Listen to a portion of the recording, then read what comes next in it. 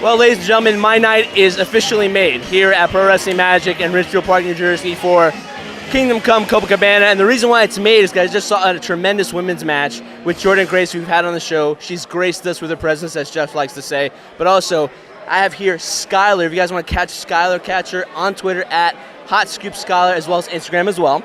Skylar, thanks so much for coming on the High Spot Podcast. First and foremost, how are you today? I am great. A little beat up right now, but I feel amazing. I got to wrestle Jordynne Grace for the Pro Wrestling Magic Women's Championship, and I mean, it feels great to get a championship opportunity, but it also feels great to wrestle someone that's just kicking butt all over the independents right now. She's one of the most well-known women's names right now, and it just... Well, don't sell yourself short there. You're kicking butt as well. Well, thank you. I do try. Speaking of that, I mean, I think it's been almost about maybe a year that you've been into the business right now, and it's such a long learning curve. How do you feel you are at this point in your career? I mean, granted, it's only been a year. I understand that point. But right now, since we're at the tail end of 2017, going into 2018, where do you feel right now is room for improvement, and what's room where you feel comfortable with yourself? So I know it sounds cliche, but I always feel like there's room for improvement, and that's what I devoted 2017 to being. So I've actually been in for a year and a half. The first 6-7 months, I was just trying to get myself out there and just start the whole learning process. The whole 2017, I wanted to learn every bit I could, wrestle all different styles, and I feel like I've grown so much as a wrestler and as a performer and a person in this whole year. So I'm going into 2018 just hoping to keep riding off this momentum, and yeah, I'm hoping to make some big waves in 2018. Now, for myself and as well as my tag team partner Jeff over there, we fell in love with professional wrestling at a very young age, as much like yourself. Now, considering now I feel like 2017, there's such a huge boom in professional wrestling. Like, it's like mainstream, everybody can see it. There's so much content right now with social media. Do you feel right now for yourself, especially since you're still kind of young in the business, how important for you is social media, going out there and getting in touch with your fan base to kind of promote yourself? Because now social media like Twitter, Instagram as well, it's like a modern day business card, isn't it? Yes, absolutely. So, and two parts of that for my answer. One being social media is huge. It's almost everything right now.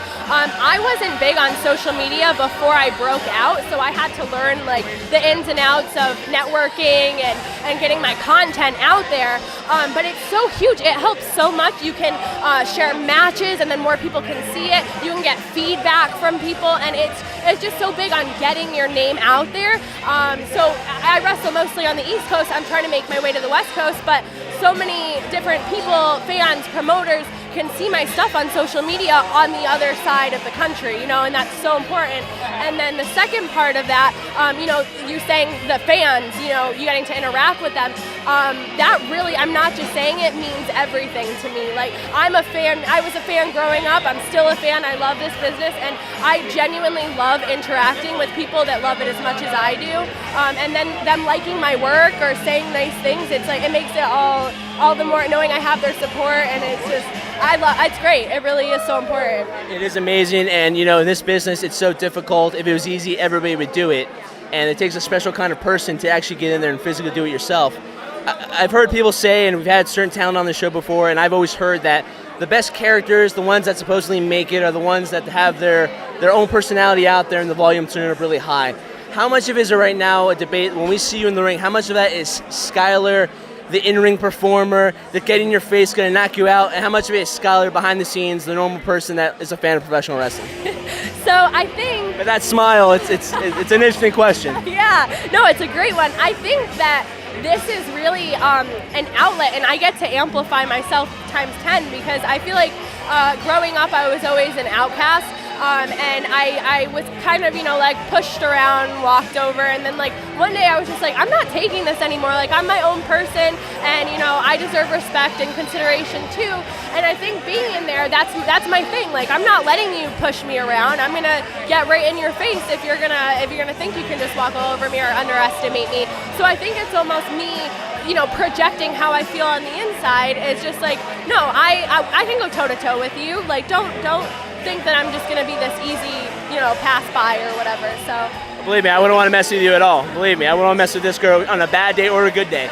But two more things for me real quick is that, we're we're here at Pro Wrestling Magic with Park, New Jersey. What's the atmosphere been like for you, the build up to this event too? We found out it's your first debut here at Pro Wrestling Magic. Ultimately, after your match is over and kind of engaged with the fans, how would you say the end result is for coming here? It's even better than I expected. Honestly, I do mean that. I've been wanting to get into this company for a while, so when they asked me to be a part of it and to have... I can speak for the company. They're happy, and we're happy to have you here. Great, thank you. I really am so happy to hear that, and I'd love to come back for the record, but it's amazing. The fans are so much, like, if you just look around, I'm looking around right now, everyone here loves wrestling. They support it. Very intimate. It's a very big crowd, too. They're all so respectful. They really enjoy the product and what they have here, and it's really great to be a part of it, and I would absolutely love to be a part of it again. So one more thing for me, it is the holiday season. Any plans right now at this tail end to kind of take a little break, going to spend time with the family, going on a little vacation before 2018 starts? What are your plans for the holidays? So this is my last match of 2017. Oh my God! Yeah. I thought it was your last match. No, oh my God! Please don't say that. I'm never quitting. You're never retiring? No, never. I'll wrestle until I'm 80.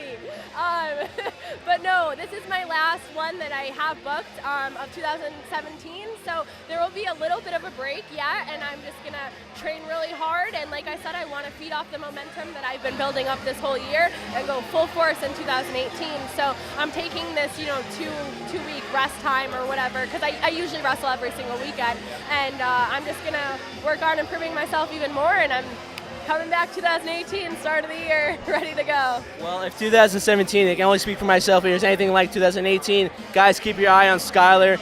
She might be a young up-and-comer, but she's definitely in the ring, doesn't look like an up-and-comer. Skylar, thank you so much. Wish you nothing but the best in 2018. I hope to have you on the show again. Thank you so much for having me, really. Skylar, ladies and gentlemen.